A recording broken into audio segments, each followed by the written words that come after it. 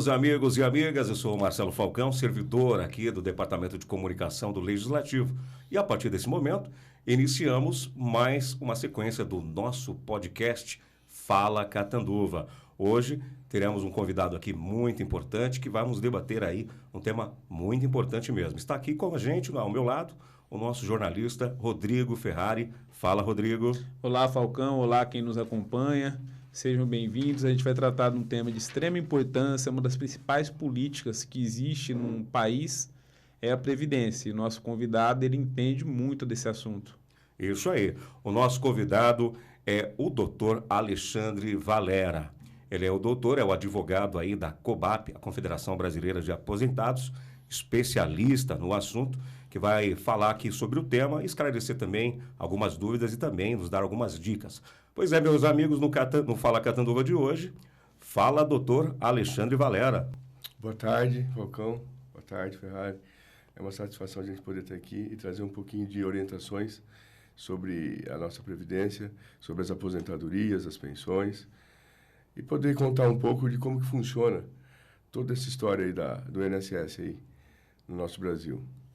Hoje, para a gente começar um pouco, além da COBAP, né, que é a Confederação Brasileira dos Aposentados, você também é da Associação dos Aposentados aqui de Catanduva, né? Conta um pouco para a gente como que foi sua trajetória até chegar nessa área aqui. Você é catanduvense, né? Nascido em Catanduva, né?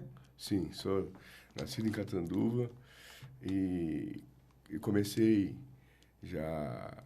Em 1995, já começava a fazer alguns acompanhamentos processuais, sempre voltado na área da Previdência. Você estudou aonde? São Carlos. São Carlos. Em São Carlos. E aí, como que começou essa coisa na Previdência, atuar nessa área? Quando eu fiz faculdade, eram 4 anos. Não tinha na grade curricular a matéria previdenciária. Direito previdenciário não existia. E sempre existiu uma demanda, me interessei pelo tema. E já, mesmo na faculdade, comecei a acompanhar, fazer estágios e já fazia estágio aqui no fórum com o Dr. Nemer, Jorge Júnior. E comecei a estudar e me interessei. Antes de me formar, já me interessei, comecei a ter uma afinidade com a matéria. Conheci o Varley logo no início da fundação da associação, foi em dezembro de 95.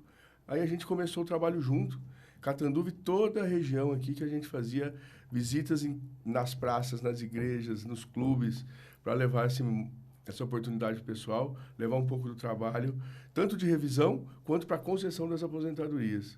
Isso já, desde 96, a gente faz esse trabalho aí. E aí, a nossa história foi acontecendo, a gente chegou na Federação de São Paulo.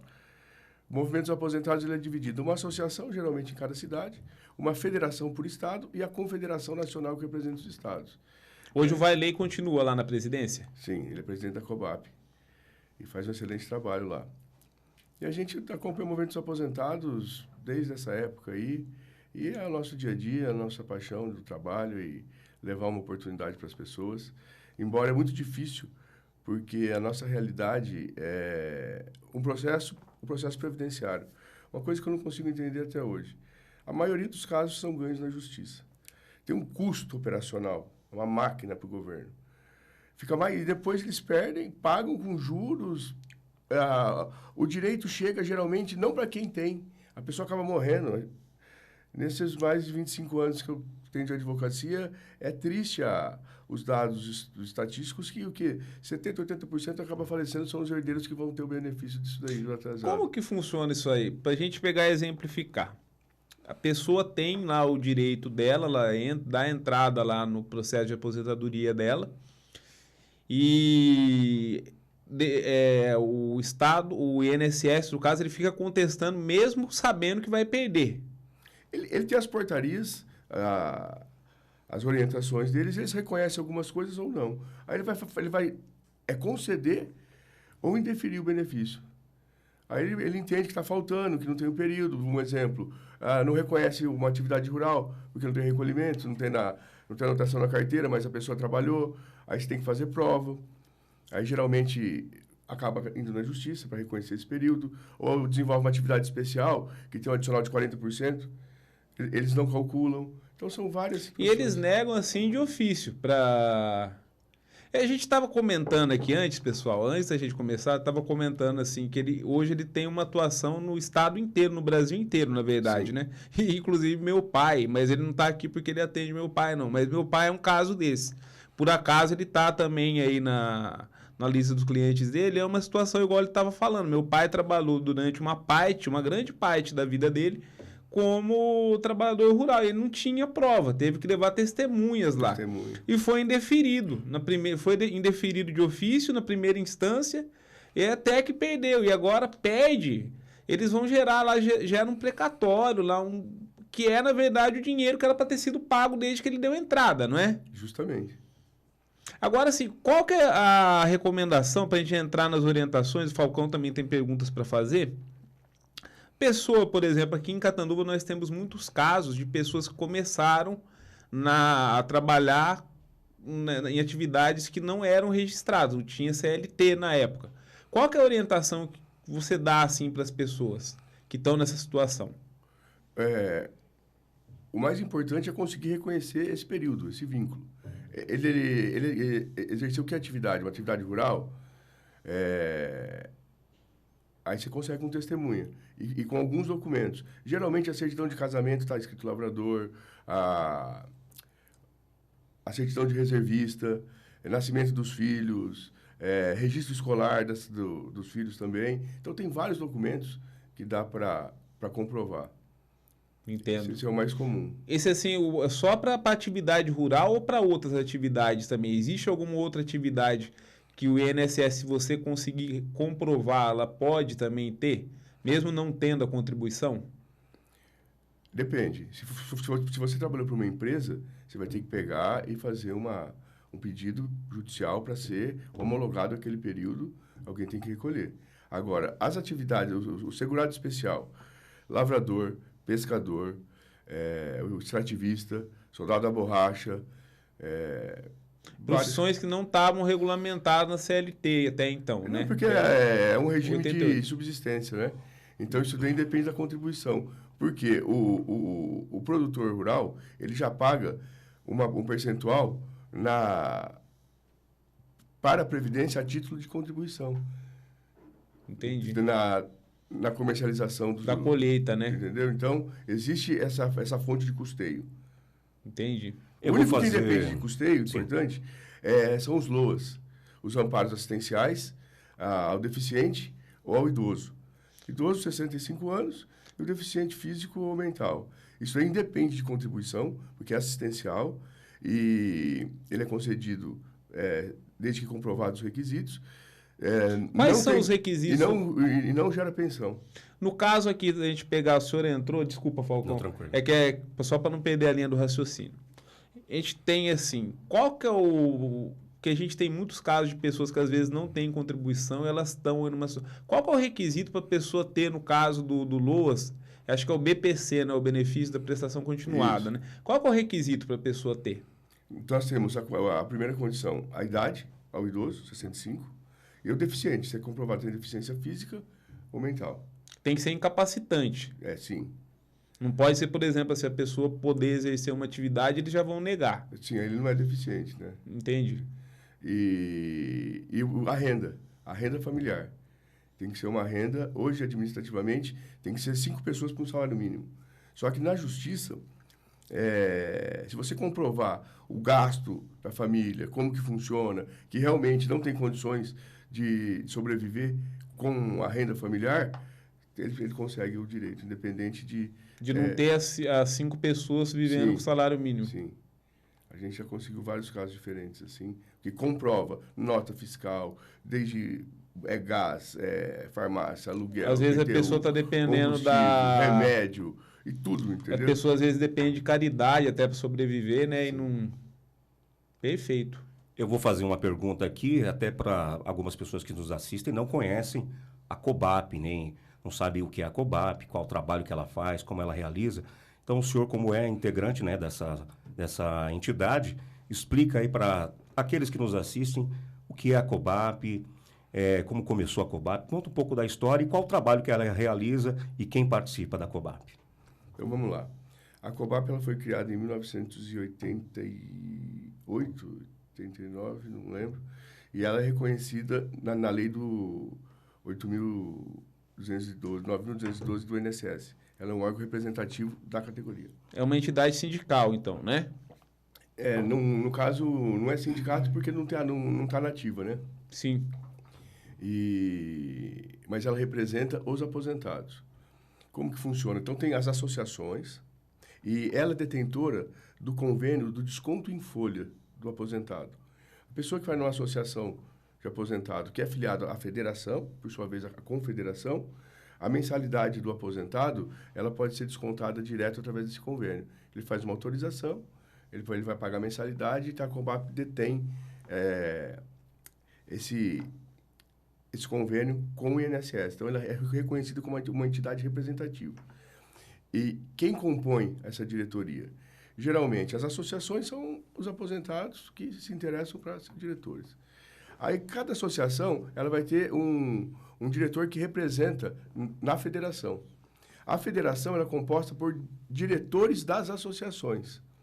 E a Cobap, por sua vez, também, das associações das federações. E quais são os benefícios, no caso, que as pessoas têm? O senhor estava falando de mensalidade, né? Da pessoa optar, eu quero estar associado. O que a pessoa, de objetivo, assim, qual que é o benefício que ela costuma ter?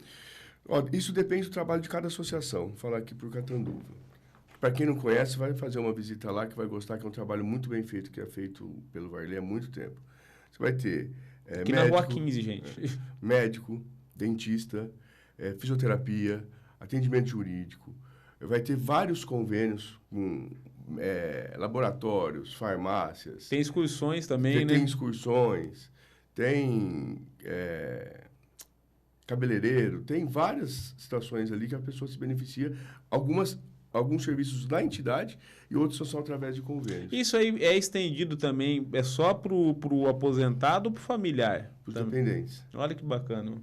Então, aqui no começo da Rua 15, gente, antes da linha do trem, lá fica a sede da Associação dos Aposentados de Catanduva.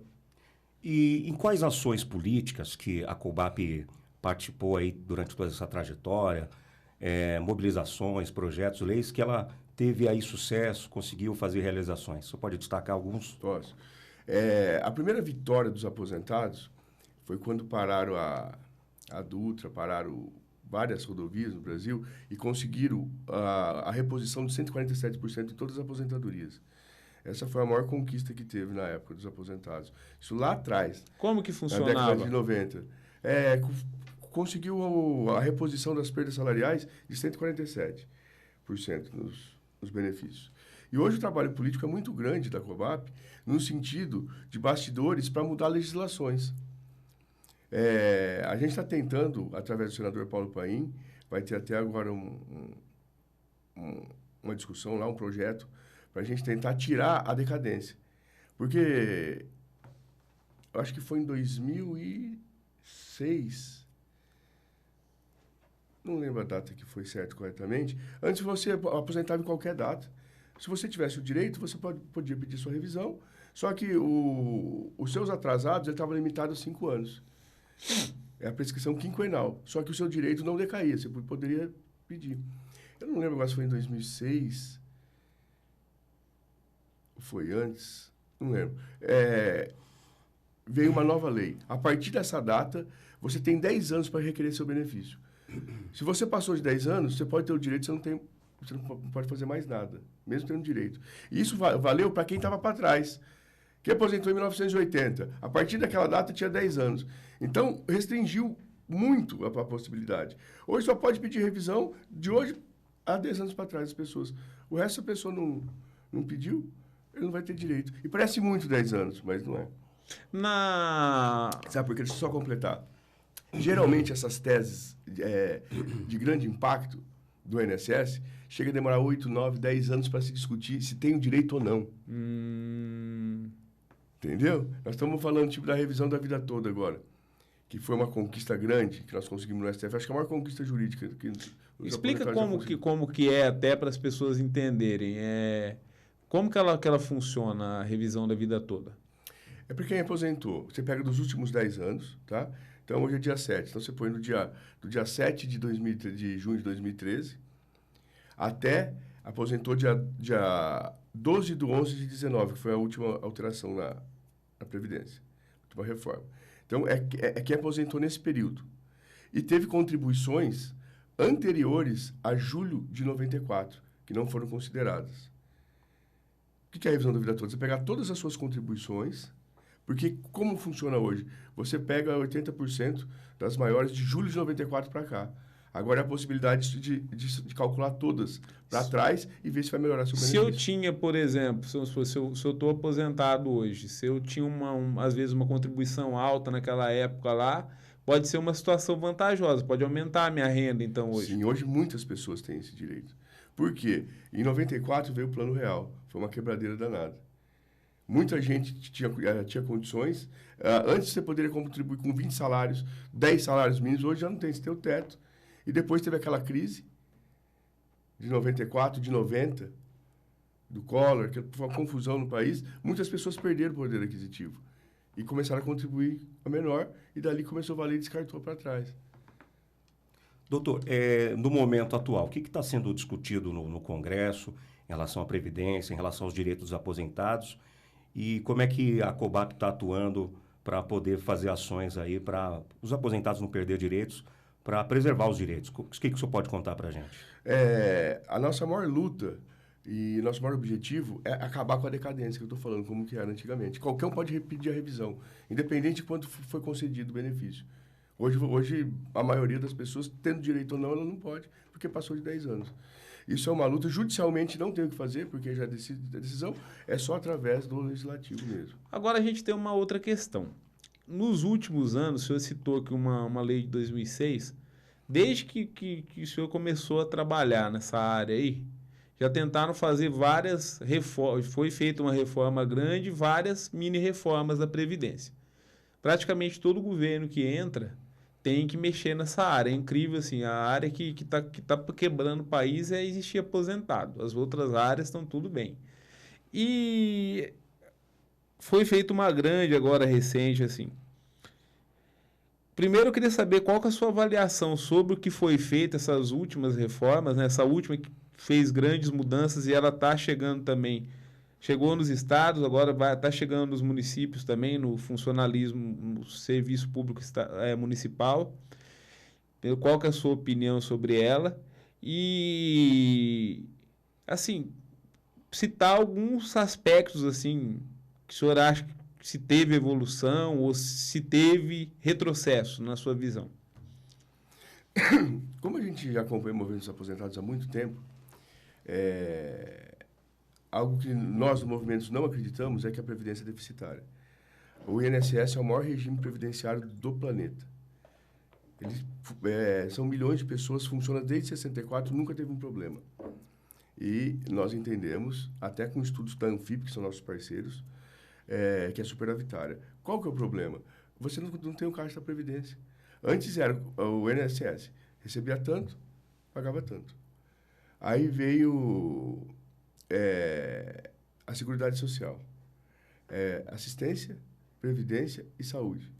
Então, juntou os caixas e você não consegue nunca saber se é superavitário ou deficitário. Para a gente sempre bateu no ponto que é superavitário. A Previdência, ela tem devedores, nossa senhora, milionários. A Ponte Rio-Niterói, dinheiro da Previdência. Angra 1, Angra 2, Angra 3, da Previdência. A Transamazônica.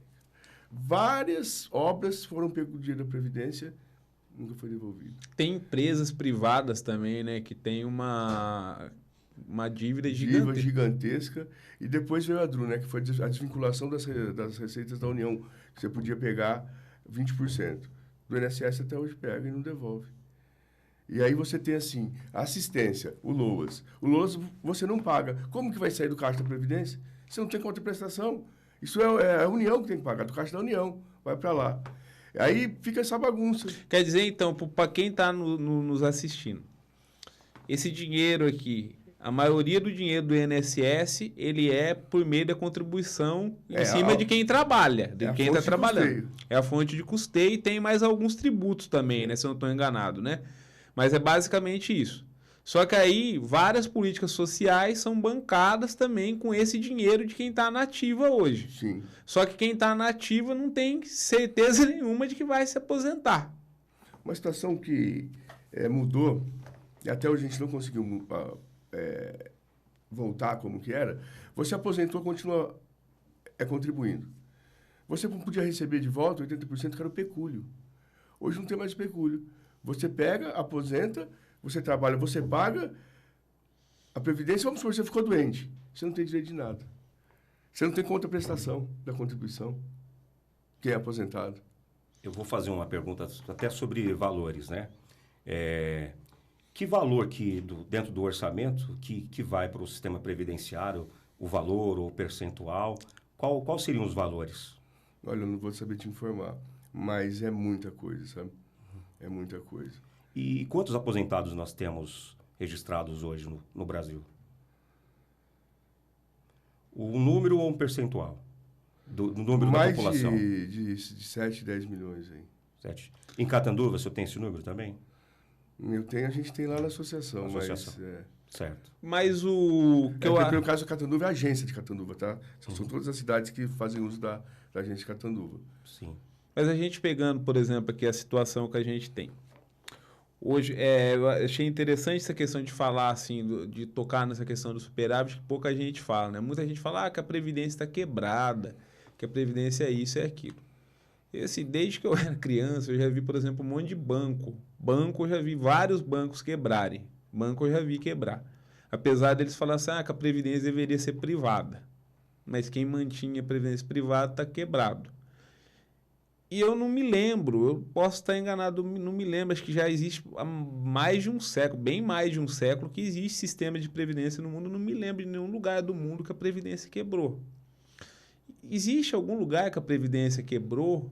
De falar assim, não pagar, assim, não vou pagar porque eu estou quebrado. Nunca teve isso aí. E por que eles falam que está quebrada? É tudo uma questão política, né? E ali a arrecadação é muito grande. É muito grande.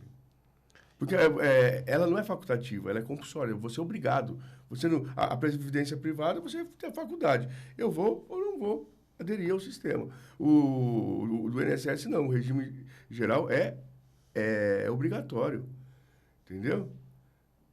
Agora, uma questão que é interessante, porque a gente pega assim nessas mudanças que fizeram. Tem umas situações que eu acho muito absurdas e eu não sei até se existe alguma saída jurídica para essa questão. Por exemplo, assim, a gente sabe, hoje está mudando essa situação, mas a maioria das pessoas mais antigas, geralmente o homem trabalhava, a mulher fazia as atividades domésticas. Então, quem acabava contribuindo com a Previdência era o homem, era o marido. Morria, geralmente a expectativa de vida do homem é menor do que a da mulher. Morria o homem, a mulher ficava com a pensão, tinha 100%. Hoje, com essa mudança que teve, ela vai perder, né, uma parte. 50%. Como é que fica essa situação daí? Isso é uma outra situação que a gente vem tentando reverter através do Legislativo, porque judicialmente foi a reforma. Antes era 50%, mais 10% por dependente, tá? No máximo 100.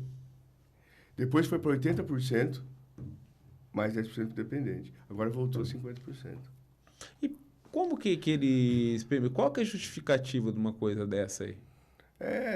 Se sempre vem com arrecadação, que não tem dinheiro para pagar, só que a pessoa já contribuiu. Ela já está previsto. E como que vai sobreviver a pensionista?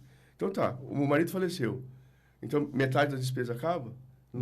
Paga metade do aluguel, paga metade do gás, paga metade de tudo? Sem contar que hoje tem muita gente que é arrimo de família, né? Sim. A família vive disso, né? Doutor, dentro dos países, que talvez até o senhor conheça, qual que seria um modelo adequado aqui para o Brasil?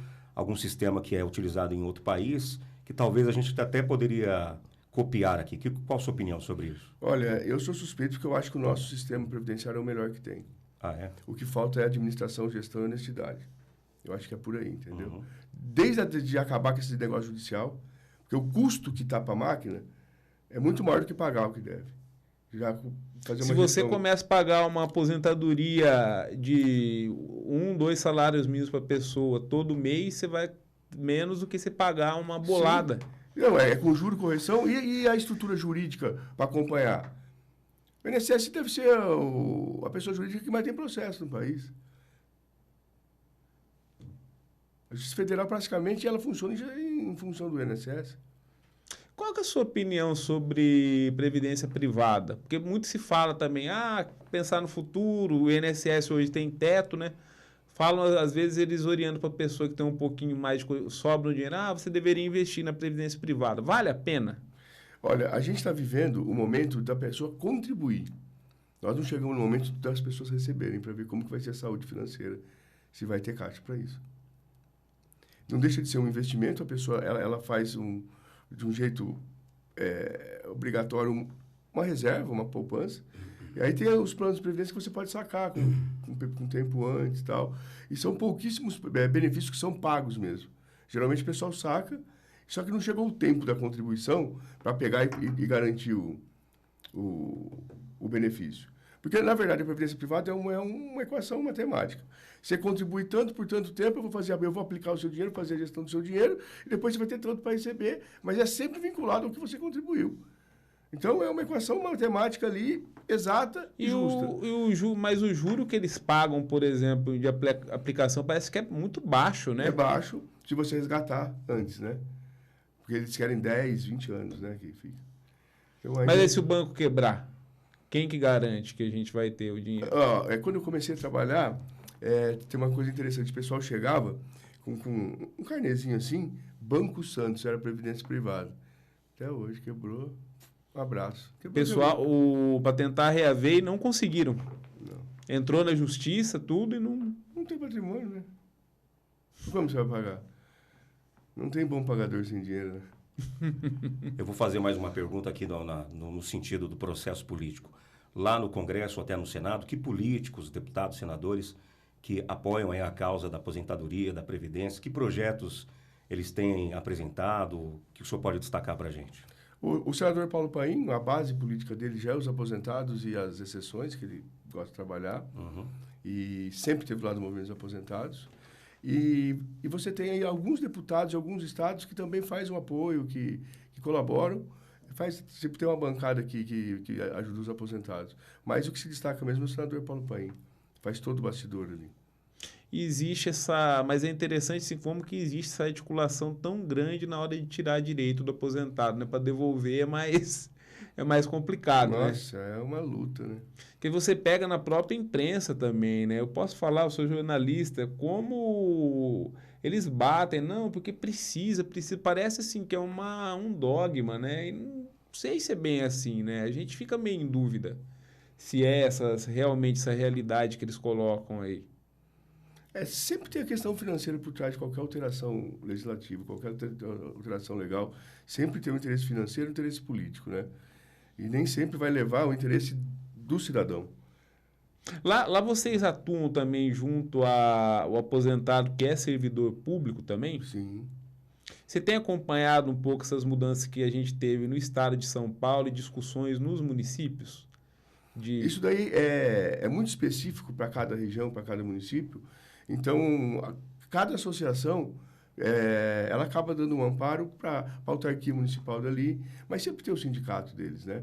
Então, eles podem se associar a gente, mas eles têm já uma estrutura própria. No caso, os federais, a gente atende muito, os Entendi. aposentados públicos federais. E assim, no caso desses federais aí, eles tiveram perdas também nessa? Nossa, muito. Qual que foi a maior? Era a GEDATA, que eram as gratificações de quem estava na ativa, não foi incorporado para quem estava inativo, para os aposentados.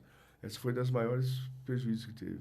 E aqui no estado de São Paulo a gente teve também aqui, até um tempo atrás, sabe aquela polêmica lá do desconto que tinha, que foi aumentado, né? Você acompanharam alguma coisa disso? A gente não acabou não fazendo demandas judiciais, porque eles têm um órgão que representa, eles são muito bem organizados, e no caso até na vara da Fazenda Pública lá em São Paulo que os processos correm, né? Mas teve várias gratificações e incorporações que, desde os gatilhos da década de 80 que vem sendo discutido judicialmente. Mas deixa eu colocar uma dúvida assim. A gente estava falando assim, ó, hoje em dia, no sistema que a gente tem, o sistema é solidário, né, que se chama, né? Sim. Quem está na ativa paga quem está no inativo, né? Quem se aposentou, na verdade. Como que fica, por exemplo, a gente teve também mudança trabalhista. Mudança hoje, assim, que muita gente hoje não está na CLT, trabalha e é informal e não está contribuindo com nada, não está contribuindo no mesmo nível se fosse. Isso não coloca em risco a sobrevivência do sistema previdenciário? Olha, na verdade, eles pagam para quem já contribuiu. E como é obrigatório, é compulsória a contribuição, sempre vai ter receita. Aumentar a idade para aposentar. Antes se aposentava, tinha gente que se aposentava com 40 e poucos anos, hoje tem idade mínima. Isso foi bom ou ruim na sua visão? Isso daí já diminui a despesa, porque as pessoas vão se aposentar lá na frente e continuam contribuindo. Aproveitando a deixar essa pergunta, eu faço uma pergunta que vai servir até como uma dica para quem está nos assistindo. Hoje, quem pode se aposentar por idade e quais documentos necessários? Hoje, para aposentar por idade, a pessoa tem que ter 65 anos e tem que ter no mínimo 15 anos de contribuição. Qualquer época da vida? Sim, mas os últimos registros contemporâneos, né, até o momento agora. Até o momento que vai requerer. E aí você vai começar com 70%. Aí cada grupo de 12 contribuições vai aumentando 1%. Mas existe um mínimo, a gente fala de teto, mas existe um patamar mínimo aí que a pessoa pode ganhar? É um salário mínimo, né? O salário mínimo, mínimo. A pessoa que tiver esse requisito, no mínimo, ela vai ganhar isso. Se ela contribui no salário mínimo, ninguém pode receber menos salário mínimo no Brasil. A contribuição tem que ser no salário mínimo. Ela comprovou o tempo, o exigido, 15 anos, ela vai conseguir o salário mínimo. No caso da pessoa assim, por tempo de serviço, hoje como que está funcionando a regra? Por tempo de serviço, ela tem que ter a idade mínima e tem que ter o número mínimo de contribuições. Hoje, homem e mulher, qual que é a idade mínima? 60 anos para requerer. Homem e mulher? Homem e mulher. Mulher acho que 56 e homem 60. Aí você tem que ter o número mínimo de contribuições, que são os 30 anos de contribuições, até chegando nos 35. E aí você vai pegar e fazer o cálculo do fator previdenciário, qual que é a sua expectativa de vida para tirar a margem, para você chegar no 100%. Isso aí vocês tinham uma luta contra também, não tinha o fator previdenciário? Nossa, e não derruba isso aí? Não... Já teve várias alterações e ele continua, né? Aproveitando que foi falado sobre o fator previdenciário, até para quem está nos assistindo, queria que o senhor falasse a sua explicação. Né? O que é. Como que funciona? Qual que é a regra que está em vigor hoje? A regra é o seguinte, a expectativa de vida que é a tábua do IBGE. A expectativa de vida de uma pessoa que mora no estado de São Paulo é diferente para quem mora no Amazonas, quem mora no Sergipe, para quem mora na Bahia, dependendo da região. E eles colocaram essa expectativa de vida, o quê? Você tem 70, 80 anos de expectativa de vida. Então tá, você está com 60 anos, tem 20 anos. Então eu vou pegar e vou diminuir o percentual da sua aposentadoria, porque senão o sistema não tem como pagar. Porque para tirar o fator tem que ter os 35 anos de contribuição, homem, mulher 30 e a idade mínima. Aí você sai do fator. O senhor falou aí da diferença entre as regiões do Brasil, mas eu já vi eles apontando, por exemplo, dentro da cidade de São Paulo. Se pegar um bairro como Pinheiros, por exemplo, Jardim Ângela você não batia, por exemplo, aí daqui a um bairro de periferia, que a população tem uma renda menor, lá não batia a idade mínima do INSS, por exemplo. Não, então é uma regra que ela é geral dentro de um país que é imenso, né? E tem várias realidades culturais, profissionais, de clima. Então, é esse o problema. Pessoa, por exemplo, assim, hoje a pessoa que já é idosa, por exemplo, hoje ela tem muito desemprego, a gente sabe que o mercado descarta. A gente tem que falar o português, claro. Ele descarta a pessoa que tem mais idade. Essa pessoa, ela pode procurar o INSS para tentar a aposentadoria. Qual que é a recomendação que o senhor dá, por exemplo? O caminho que ela tem que fazer para conseguir tentar o benefício dela, pelo menos? Existem duas possibilidades. Ou através da contribuição, ou se não, o PBC, que é o amparo assistencial, com 65. Mas tem que ter a idade mínima de 65, né? E o caso do trabalhador rural? Qual que é os requisitos? O que o senhor indica? O trabalhador rural vai cair na mesma situação do trabalhador que fosse o registrado. Ele precisa ter a idade mínima e os 15 anos de contribuição, que vai ser através de testemunhas ou de documento. Às vezes, o regime de economia familiar, as notinhas anuais que eles fazem, não pode ter empregado registrado, não pode ter maquinário pesado, porque é para o regime de subsistência. Aí é a forma de comprovação. Falou de questão de empregado. Como que funciona, por exemplo, o INSS que o MEI, o microempreendedor individual, paga? Ele serve para aposentadoria? Se ele está recolhendo, serve. Ele está recolhendo, só que ele recolhe em cima do seu CPF, da pessoa dele, entendeu? Se ele recolher, serve. Naquela taxa mensal, então, que ele paga lá, aquilo lá já conta para a aposentadoria dele, no caso. Se ele paga, sim. De repente, o Prolabore. No Prolabore, você já tem os descontos, né? Ou, senão, ele pode fazer a contribuição como facultativo. Você põe como autônomo, você se inscreve, paga através dos carnezinhos. E tem uma questão, falou da contribuição. Fala-se da questão do segurado lá, que às vezes você está trabalhando fora, a gente está falando muito de aposentadoria e não está falando também de outra situação que pode acontecer, você sofrer um acidente, você ficar impossibilidade de trabalhar. Qual que é a situação em que o INSS pode te garantir lá um benefício para... Como que chama, aliás, esse benefício? Você vai ter o auxílio-doença, que você fica incapacitado por um período. E se for irreversível, é aposentadoria por invalidez. Entendi. E qual que é a condição? Como que a pessoa tem que estar? Eu tenho que estar contribuindo? Você tem que estar contribuindo. Vai ser feito o cálculo de acordo com as suas contribuições. E quanto tempo que a pessoa perde o direito, a condição dela de segurado? Ela não pode ficar mais que 6 meses. E dependendo do período que ela já contribuiu, pode ficar até 12. Então, geralmente, às vezes, a pessoa ela deixa de contribuir, ela está desempregada. Aí a gente vai dar uma orientação. Fala, pelo menos a cada 6 meses você faz uma contribuição, porque você não perde a carência, não perde o vínculo.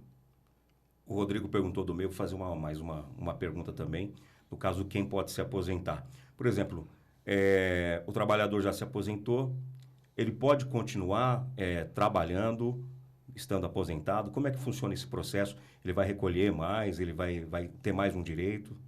Isso daí é uma situação que é injusta. O único que não pode continuar trabalhando é o que aposentou como invalidez, aposentadoria especial, porque ele já é a espécie 46, que ele já desenvolveu uma atividade especial, ele já tem um adicional de 40% porque ele exerceu atividade insalubre ou perigosa. Então, ele que tipo de profissional se enquadra nisso aí, por exemplo? Metalúrgico, eletricista, área da saúde. Entendi. Frentista de posto de gasolina. Você está em contato com coisas perigosas. Perigosa ou insalubre. Produto químico. Esse aí, então, não pode voltar a trabalhar. Ele aposentou como aposentadoria especial. E a invalidez. Ah. E a invalidez. O resto, todo mundo, não é que pode, é obrigatório. Você tem que contribuir. Você não tem como não contribuir. E qual é o seu direito? Nenhum. Se você já é aposentado. Se você, por exemplo, se eu sou aposentado, sofro um acidente de trabalho, um acidente qualquer, eu fico incapacitado. Eu não tenho nenhum auxílio a mais. Quer dizer... Você não tem contraprestação da contribuição. Antes tinha o quê? Você não tinha o benefício, você não tinha nada ali, só que a hora que você parava, você pegava 80% das contribuições a título de pecúlio.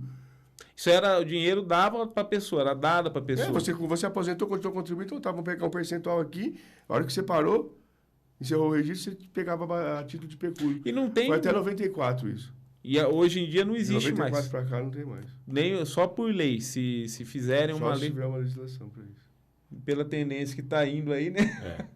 Olha, nesse momento deve ter donas de casa assistindo a gente pela programação na TV. Ela deve estar perguntando lá, e eu? Será que eu consigo me aposentar como dona de casa? Tem essa condição?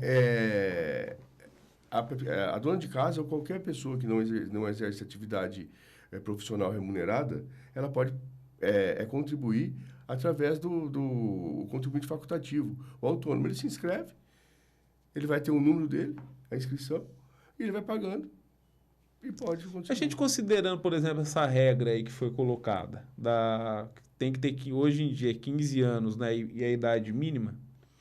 Por exemplo, a gente pode dizer que é uma dica boa, uma pessoa que está aí na faixa dos 50 anos, por exemplo, começar a pagar agora, compensa ele para conseguir se aposentar?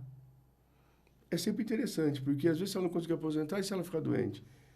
É interessante. Por mais que o salário venha achatando, eu acho importante ter a contribuição, principalmente para um caso fortuito. E a pessoa que tem mais de 60 anos? Compensa? Se a pessoa que tô com 60 anos hoje, tenho ainda minha esperança, vou me aposentar com 70. Vale, na sua visão, vale a pena? Ela precisa conseguir os requisitos mínimos, a idade mínima e a contribuição mínima. Tem várias pessoas nessa condição, tem que trabalhar mais 2, mais 3 anos. Deixa eu uma outra questão. Tinha uma situação que era recorrente, antes dessa regra aí. Quando morri, eu sou casado, aí eu e minha esposa, a gente contribui. Aí, vamos supor, a gente se aposentou, morre. O que acontece com a aposentadoria da pessoa que faleceu? Hoje se pede ou você consegue manter? Existe meio legal para manter? Vira pensão, né? Mas ela vira, mesmo com a esposa recebendo a aposentadoria? Sim, tem muitas situações que já foram acumuladas, entendeu? O que não pode é virar pensão em um LOAS, mas agora já tem dificuldade para acumular benefício também. Mas antes conseguia fazer? Conseguia. Muita pessoa era aposentada e pensionista. Eu vou fazer um complemento na pergunta do Rodrigo. No caso dessa pessoa que morreu, vai deixar para o herdeiro, e se dentro da aposentadoria ela tem um empréstimo consignado, esse empréstimo ele é invalidado ou ele continua sendo cobrado? Se vira pensão, na verdade, muda o número do benefício, né? Aí ele é quitado. Continua sendo... é quitado. Quitado, porque aí é outro benefício, é outro cálculo, é outro tudo, né? Entendi. E pro herdeiro, o herdeiro é só menor ou incapaz, tá? É o cônjuge, mulher ou homem, filhos menores ou incapazes. Que vai até 21. Isso. Certo. No caso aqui dessas acumulações aí de aposentadoria, a gente tem umas situações que aí eles falam, nunca tem dinheiro, mas tem umas situações assim que ninguém mexe, por exemplo, que tem a questão de exército, de alguns tribunais, assim. Na sua visão, que às vezes tem pessoas, filha mulher, por exemplo, mesmo hoje a mulher podendo trabalhar, exercer atividade... Mulher solteira recebe a pensão. Recebe a pensão. Qual que é a sua visão dessa situação? Isso daí é uma política lá de trás, né? Já teve alterações, agora não é assim como era antes, mas os que já existem.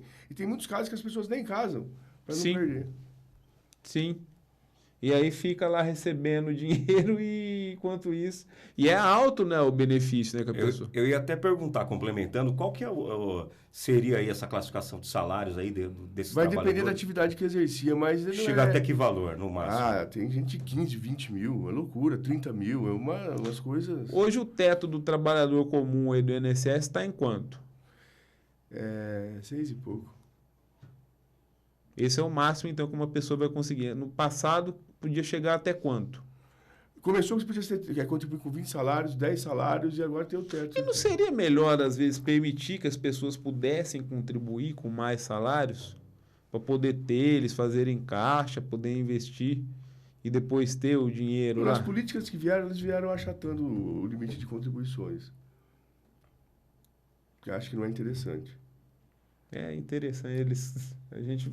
É muito difícil entender o que se passa na cabeça, né, de quem formula essas coisas. Falando ainda do empréstimo consignado, a gente acompanha aí algumas situações em que o aposentado, às vezes, ele não contraiu o empréstimo e aparece lá descontado. São muito esses casos que acontecem. Como é que esse aposentado ele consegue aí ressarcir esse valor? O senhor já acompanhou esses casos? A gente conhece muitos casos assim. Geralmente, eles já fazem automático.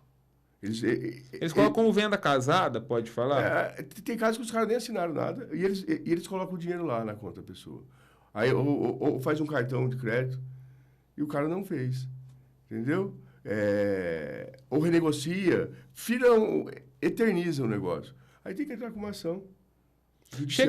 Chega muita questão ligada a consignado lá na Cobap para vocês? Sempre chega problemas. Alguns são crimes mesmo, são fraudes. Que o dia nunca chegou quando o cara está descontando. Desculpa. Não, eu queria falar assim, se tem alguma dica até para quem estiver nos vendo assim, para lidar, né? Você está sempre conferindo o extrato, ver que desconto que é, acompanhar essas parcelas, quando começa, quando acaba.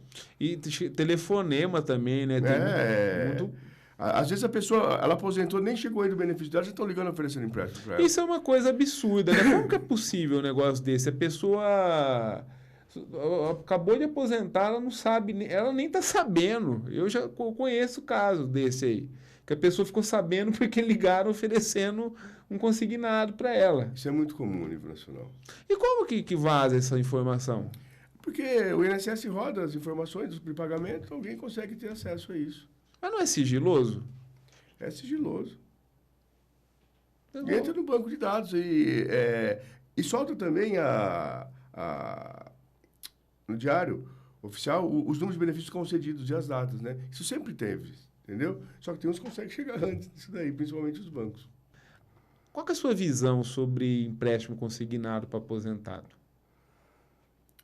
Olha, eu acho que às vezes pode ser muito bom, dependendo do aposentado, só que às vezes pode ser péssimo, porque contrai uma dívida em cima da outra e tá sempre, eu posso pegar tanto, eu posso pegar tanto, eu posso pegar tanto. E tá pagando um juros.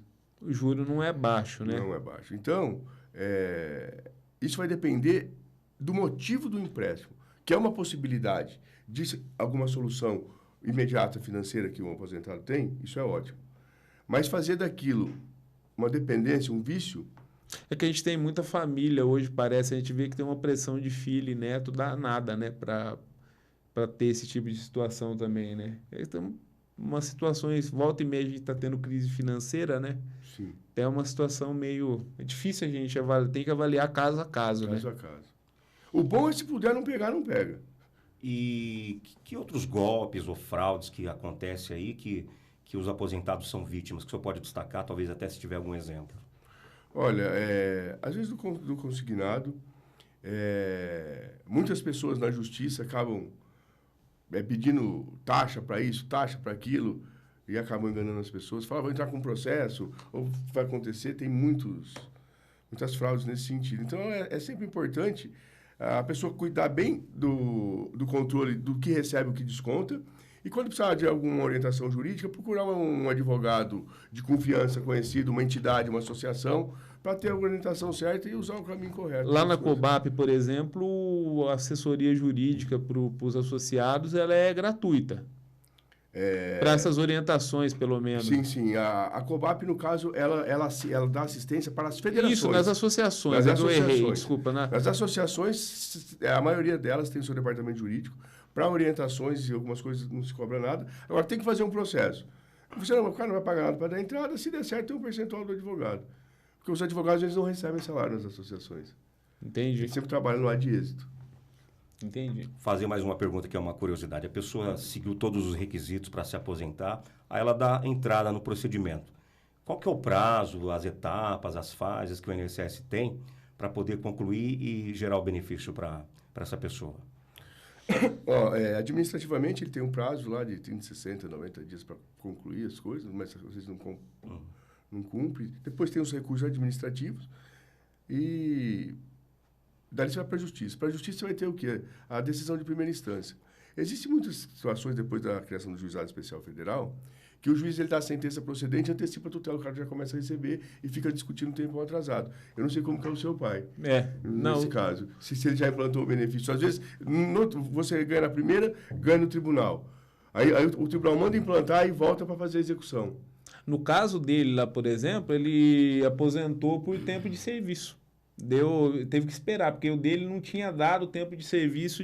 O dele foi por idade.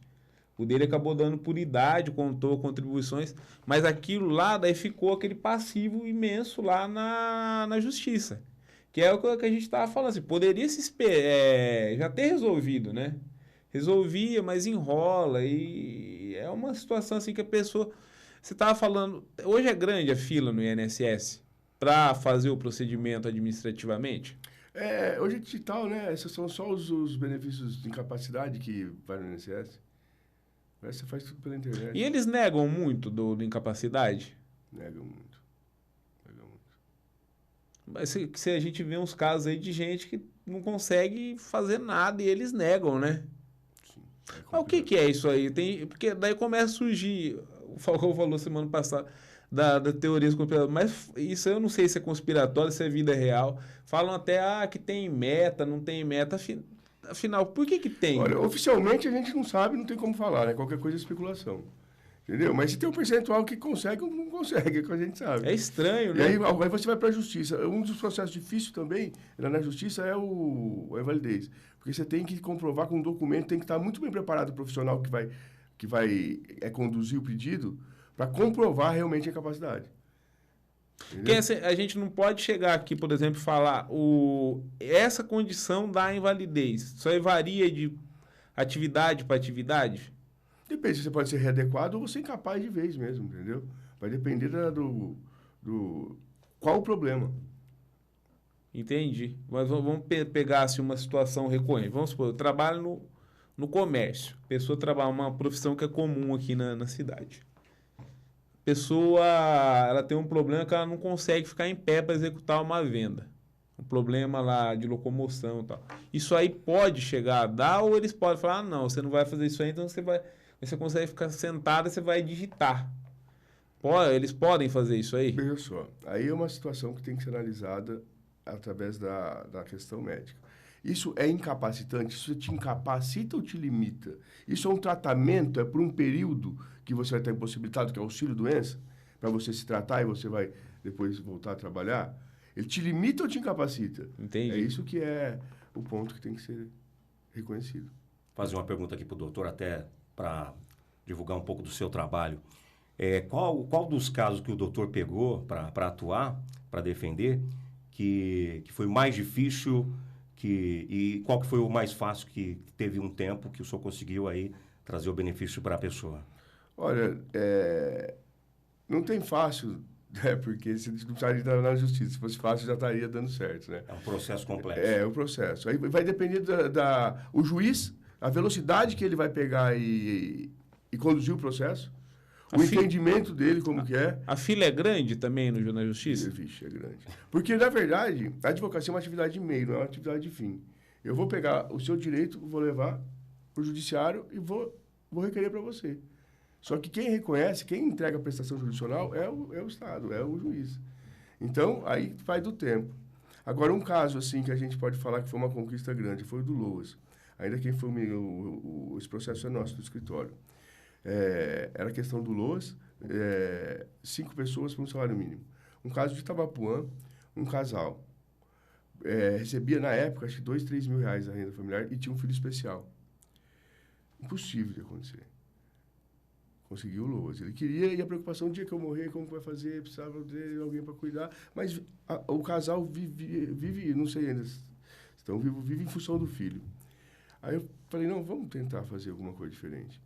E ainda que o relator desse processo foi o Joaquim Barbosa, lá no ministro do STF.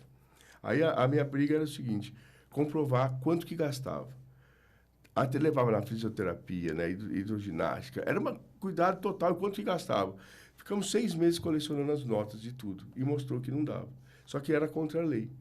Aí o meu pedido era para ver individualizado, esquece a limitação salarial. Vê a renda e vê qual que foi a intenção do legislador quando criou. Não é assistir uma pessoa que está em estado vulnerável para ela ter condições dignas. O que a família ganha é suficiente? Vai colaborar? E foi o primeiro caso que abriu precedente a nível nacional esse processo nosso. Isso daí foi uma causa que abriu para todo o Brasil. E teve que chegar no STF para essa situação. Sim, porque era a primeira situação dessa no Brasil. Ô, doutor, e no caso de pessoa jurídica, qual o problema mais recorrente que o senhor já atende, já atendeu? Qual caso que o senhor pode relatar aqui para a gente? Como? O senhor faz atendimento também para empresas, no caso de problemas de recolhimento, INSS? Isso daí é questão tributária. Dívidas. Tem questão tributária que a gente tem que fazer análise se está sendo cobrado corretamente ou não. Vamos supor, recolhimento de verbas indenizatórias. Não cabe. Tipo assim, 13º, dia afastado de auxílio-doença, tem a contribuição que não tem. Mas aí são... Ele citou a empresa, mas a gente já encaminhando aqui para o final. Vamos supor uma situação aqui, porque já está dando 1 hora já. Você vê como é que rende, né? Um assunto que a gente vai gravar outro programa aqui em breve para tratar desse assunto e esclarecer outras dúvidas. E aí a gente vai abrir, inclusive, uma caixinha lá para as pessoas mandarem perguntas específicas. Mas está falando de empresa aqui. O que acontece, por exemplo, eu trabalhei a vida inteira numa empresa e o meu patrão não recolheu lá, ele só fazia lá. Hoje em dia a gente sabe que tem multa, tem uma fiscalização danada, mas vamos supor, o cara não recolheu. Mas nós já vimos muitos casos desses. O trabalhador não tem responsabilidade nenhuma. Não é dele a obrigação. É o patrão que se vire. Chega lá, o INSS reconhece, e depois ele não recebeu, vai cobrar, e se já não tiver prescrito a cobrança... Ou se não, na justiça, ele fala, está aqui recolhido, eu trabalhei. Se recolheu, não recolheu, não é obrigação dele. Isso aí o INSS tem que fazer administração e gestão financeira.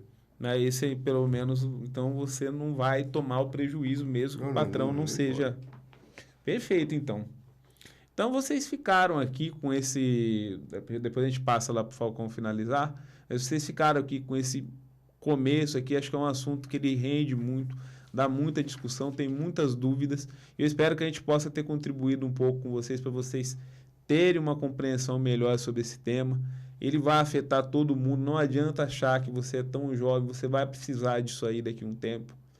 E quem já não... Então, não diz respeito só a quem é aposentado, a quem tem aposentado na família, diz respeito a todos nós todos aqui. Nós trabalhamos, nós vamos ter que nos aposentar um dia. E a nossa vida vai ser afetada, a nossa renda, a nossa qualidade de vida, enfim. Eu espero que a gente possa ter contribuído um pouco para esclarecer vocês. Obrigado, doutor. Então, para encerrar, a gente deixa o doutor aqui à vontade, para caso queira passar seu contato, suas redes sociais, para que alguém queira esclarecer mais informações. E talvez também, de repente, se tiver alguma pergunta que a gente não fez aqui, algum esclarecimento importante que o senhor acha que as pessoas devem saber, o senhor fica à vontade, então, para falar agora para quem não está assistindo. Primeiro, eu acho que as pessoas elas devem buscar orientação. O que falta muito para o brasileiro é saber qual o direito e o que ele tem que fazer. Às vezes, na metade da vida profissional, das contribuições, se ele tivesse uma orientação, um ajuste nas contribuições, o resultado final seria diferente. Então, é importante buscar alguém que possa trazer essa informação segura. A gente orienta o quê? Vai nas associações de aposentados, vai no advogado especialista de confiança e pega as orientações de como proceder. E para o aposentado, ficar atento. Se você acha que está errado a sua aposentadoria, você tem 10 anos para pedir uma revisão.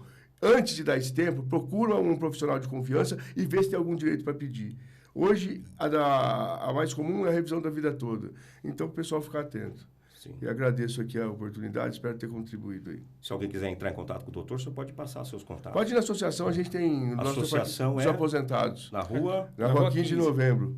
Aqui do lado da linha perto da linha de trem ali. Está aqui no GC nosso aqui, o endereço e o telefone. Perfeito. Doutor, agradeço então sua presença aqui. Obrigado. Bom, você que está nos acompanhando, você curtiu aí mais um podcast Fala Catanduva. Estivemos hoje conversando com o doutor Alexandre Valera, que é um especialista em previdência e é o advogado que representa a COBAP. Muito obrigado. E para você que queira saber mais informações aqui do nosso Legislativo, acompanhe nossas redes sociais, Câmara Catanduva. Tchau, gente.